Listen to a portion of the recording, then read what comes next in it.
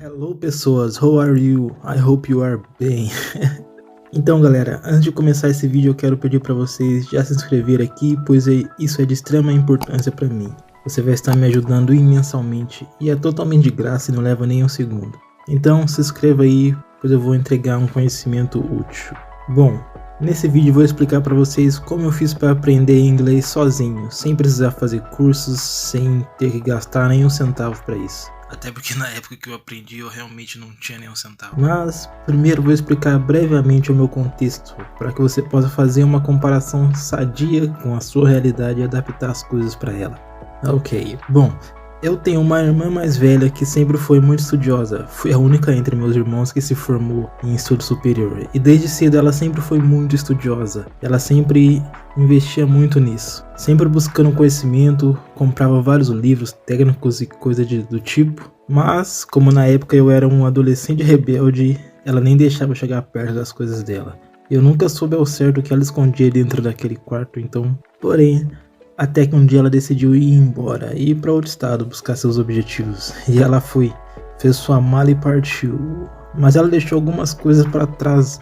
E uma dessas coisas foi uma caixa de livros. E bom, apesar de eu ser o adolescente rebelde e órfão, no fundo eu sempre admirei ela por isso. Pois ela era super inteligente e cuidou por um tempo de mim e dos meus irmãos. E eu queria seguir alguns passos dela. Então a minha outra irmã, quando viu a caixa de livro lá, queria jogar tudo fora. Aí eu falei, opa, joga fora não, deixa que eu pego esses livros pra mim. E eu peguei, e nessa caixa tinha vários livros técnicos, tinha livros de gestão de pessoas, marketing pessoal e vários livros de inglês.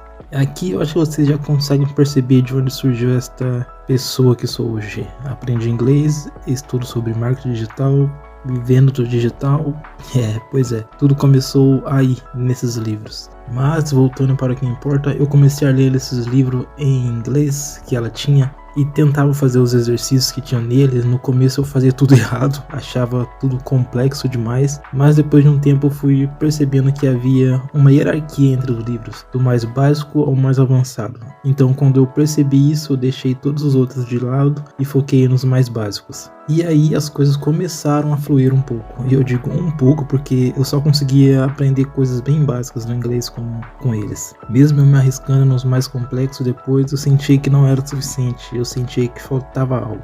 Pouco tempo depois eu consegui meu primeiro celular decente e também tive acesso ao Wi-Fi. E foi aqui que as coisas começaram a mudar. Pois com o conhecimento básico que eu tinha conseguido lá dos livros, eu comecei a achar videoaulas de inglês no YouTube e perfis que davam dicas de inglês no Instagram. E eu assistia aqueles videoaulas com um caderno na mão e ia anotando as coisas como se eu tivesse uma aula mesmo. Mas ainda assim não era o suficiente. Era como se eu só pegasse a teoria, mas quando ia para a prática meu inglês não funcionava. Eu conseguia escrever algumas frases, entender algumas palavras quando ouvia as pessoas falando em inglês e conseguia ler até que bem por causa dos livros. Eu só senti que comecei a aprender mesmo quando uma dessas professoras online falou em um vídeo que os livros não servem para quem quer falar e entender inglês de verdade. Eles ajudam na gramática, sim, a aprender a formular frases e conjugar verbos, mas o foco dos livros didáticos em sua maioria são apenas para você ir bem em uma prova. E para aprender o inglês mesmo você deve colocar a língua no seu dia a dia, assistir coisas em inglês, mesmo que no começo você faça isso com legendas. Escreva nem que seja uma frase solta, fale sozinho. É preciso botar em prática de alguma forma o inglês. E foi o que eu fiz. Eu praticamente não estudei mais depois daí. Pelo menos não da forma que eu estudava. Mas eu comecei a assistir vídeos em inglês no YouTube de assuntos que eu gostava. E assim eu entendia tipo 20% no início. Porque assim como no português, o inglês fala-se diferente da forma que se escreve. Mas eu sabia que era questão de tempo e treino, até eu acostumar o meu ouvido. E bom, gradativamente meu entendimento foi melhorando pouco a pouco. Eu também praticava o pensamento em inglês, por exemplo. Sempre que eu ia fazer as tarefas diárias na minha casa, eu ficava tentando narrar na minha mente as coisas que eu estava fazendo em inglês.